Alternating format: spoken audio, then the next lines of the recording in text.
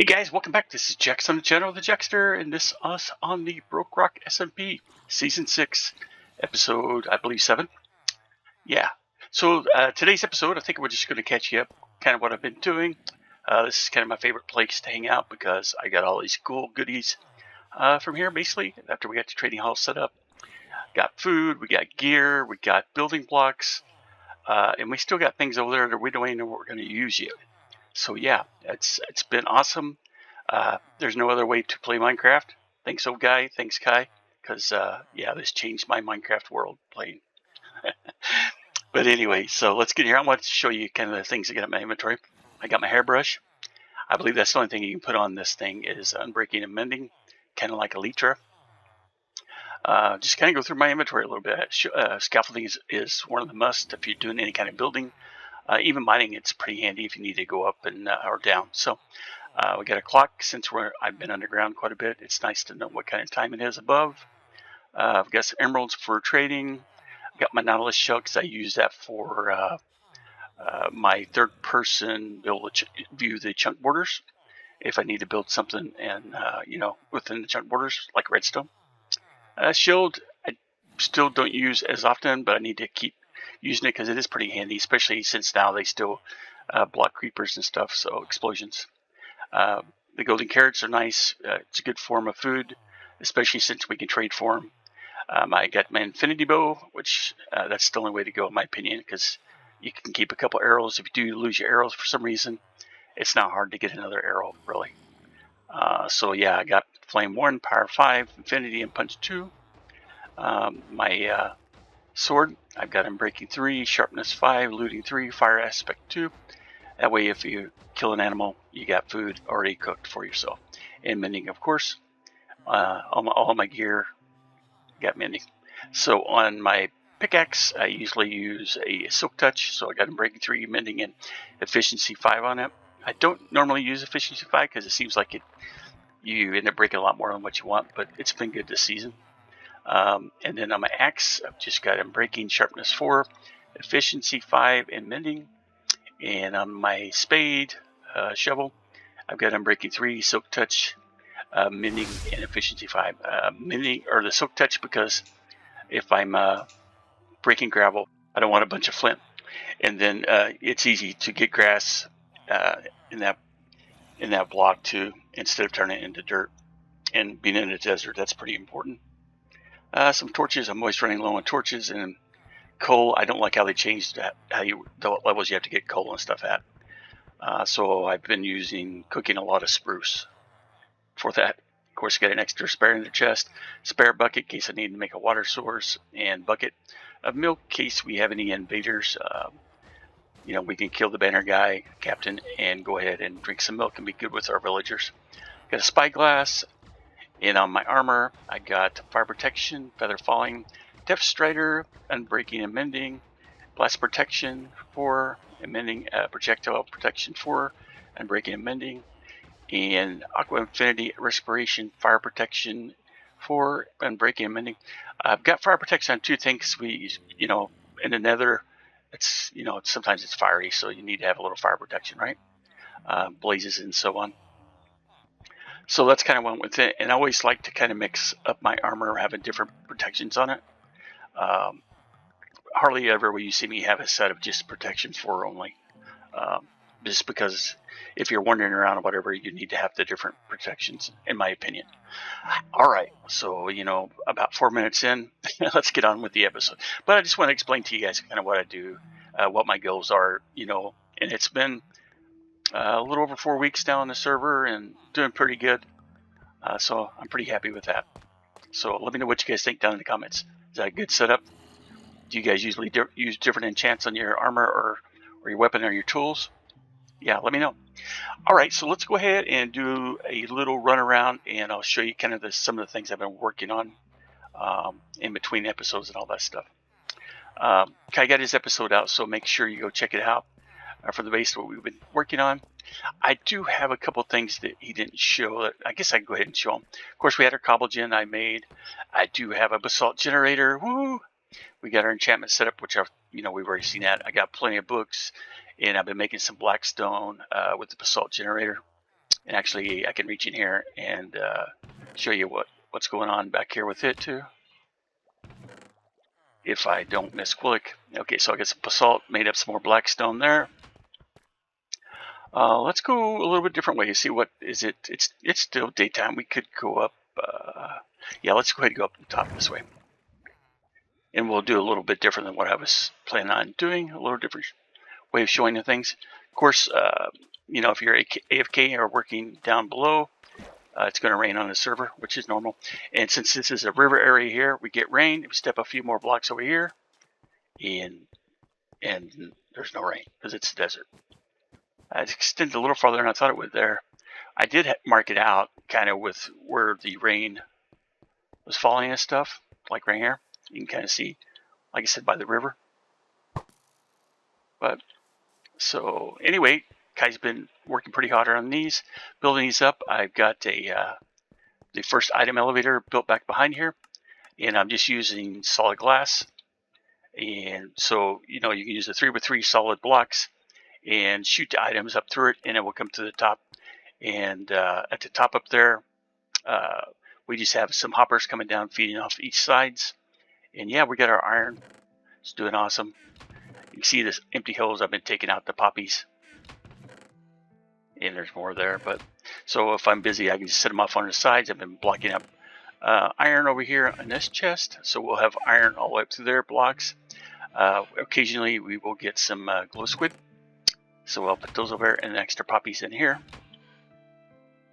So yeah, these are stacks. I guess you can kind of see it, like got smoke coming out of them and everything. They're pretty cool, kind of industrial size, right? And Kai's been working on this one. This one's going to be for another rack. So these are for some big silo type storages, what these items are for. And then we're going to have stone and cobblestone in that one. And I think we're going to change this one up to probably be, thought I've seen something over there. Probably going to change that one up to be bamboo, this one here. That way we have the different wood for it. And we'll probably, since we both have these farms, which we're going to show you here, I'm going to show you, he's already shown. He's made this cool farm here.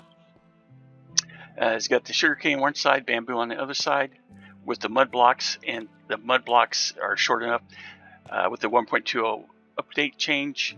They allow the blocks on top of them, any kind of items to filter down into the hopper, and that makes farming a lot easier. You don't have to use the minecart hoppers.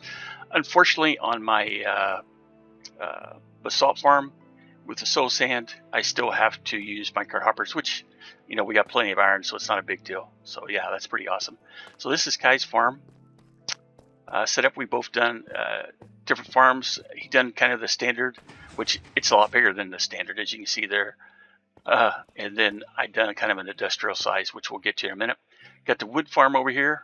I'll probably do a tutorial on that, and maybe I'll link that down in the description too. Kai will be doing a tutorial on his bamboo and sugarcane farms, and then we'll link those later up too. It is an awesome view, even in the rain, from up here. Yeah. Hopefully Lovedust won't come over and take all of our mesa. Yeah. So anyway, let's go down. He done a good job texturing up. I like the textures. It's going to match our theme, the builds that we're going to be doing this season here on BrokeRock. Let's run across the river here. Probably change up this bridge later on when we get to more of what we're going to be building and everything. I'm going to just jump down in here and I'll show you kind of what we're doing. I wouldn't normally recommend this because you will take a lot of damage.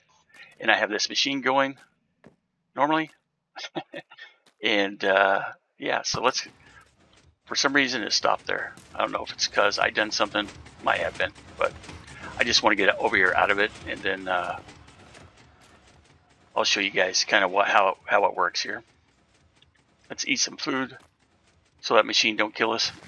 It's going to come back here, and I kind of wanted to show you that, what happens if you do jump in here. We'll just jump over here where the blocks are at.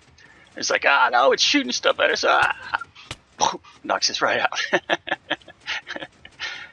but we did take a little damage, right? So anyway, this is my industrial farm. I got a flying machine. This is OAR's flying machine design. I do have my own return setups on here. This is my farm. So you can kind of see I've got bamboo on one side and sugarcane on the other side. And I've emptied out a couple rows because this does get stuck every once in a while on the bamboo if it grows too tall. Like if I turn it off, the bamboo grows. So yeah, I'm not sure why it's doing that. This it seems fine with the server. I tested it. When the server restarts, it reloads fine there. If I go out of the chunk, like go into the nether and things, it seems to keep working. I try to turn it off to do that just anyway, but if I don't, I'm not worried. Oh my gosh, you know, I gotta reset the farm. It's broken because I didn't follow the redstone rules. Blah blah blah blah blah. But anyway, I did kind of follow the redstone rules in here. Inside of it, all the mud blocks. It is a 16 by 16 area.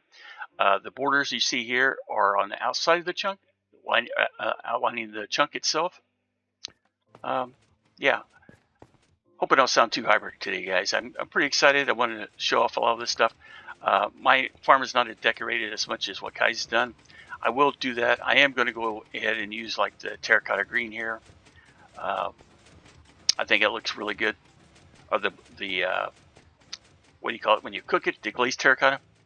And I'm going to use the white and green, and I'll probably cook up some lime too, and or get some lime carpet and use that in here too. Just kind of mix it up, kind of like what the glazed terracotta is.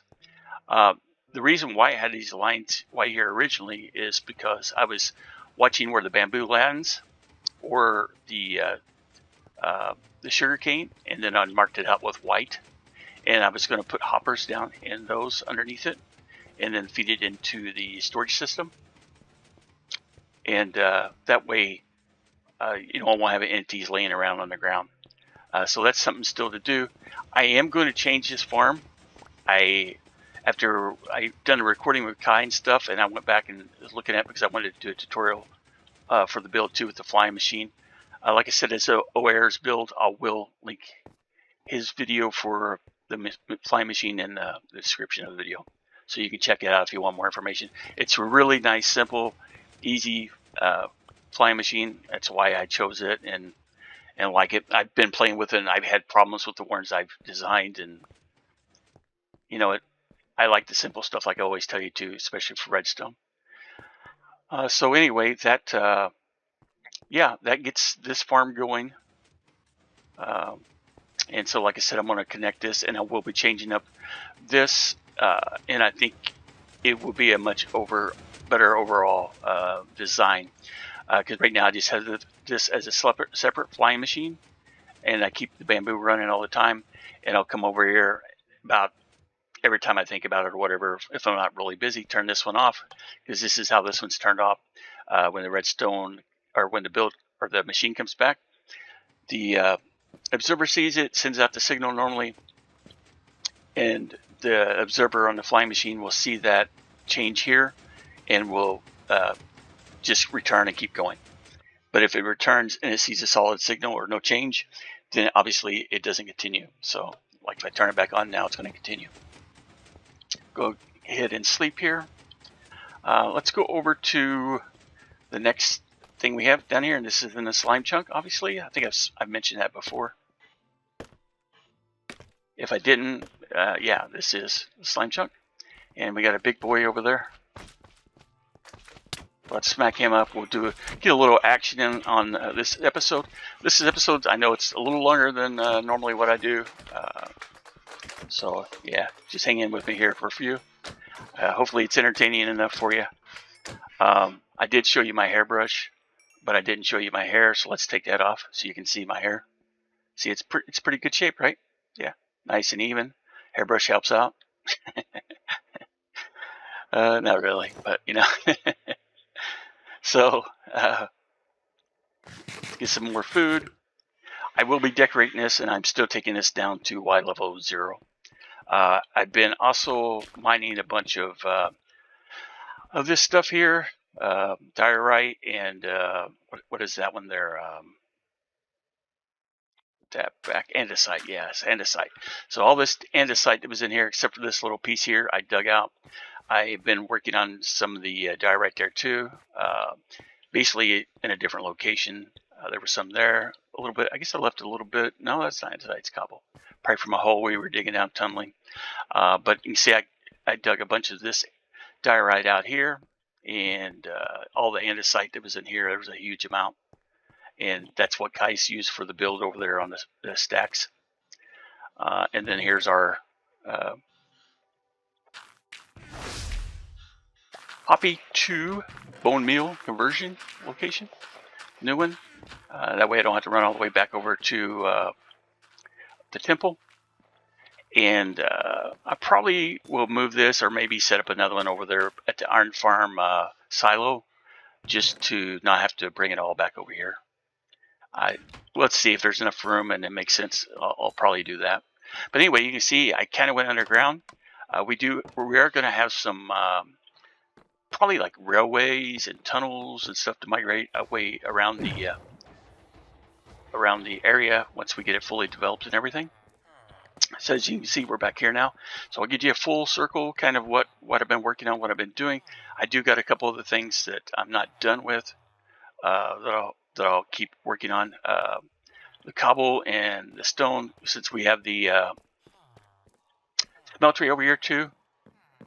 We've got plenty of stone and cobble back here that we keep cooked up and everything. So yeah, got a small little netherwort farm here, and I have plans for this too, to develop it.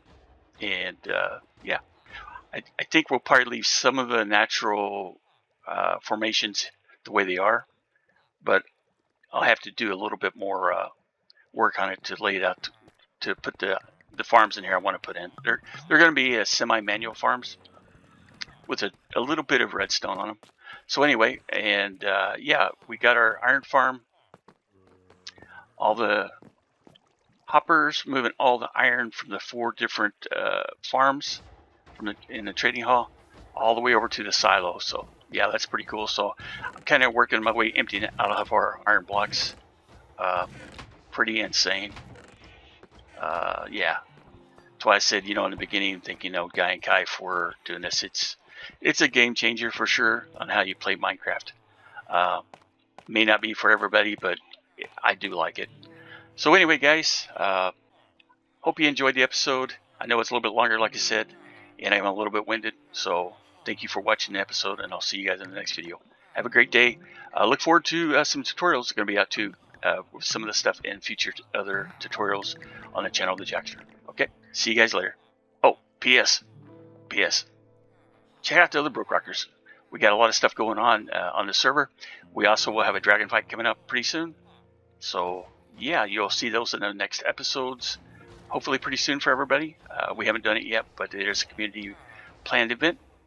All right, with that, see you guys in the next one. Have a great day. Bye.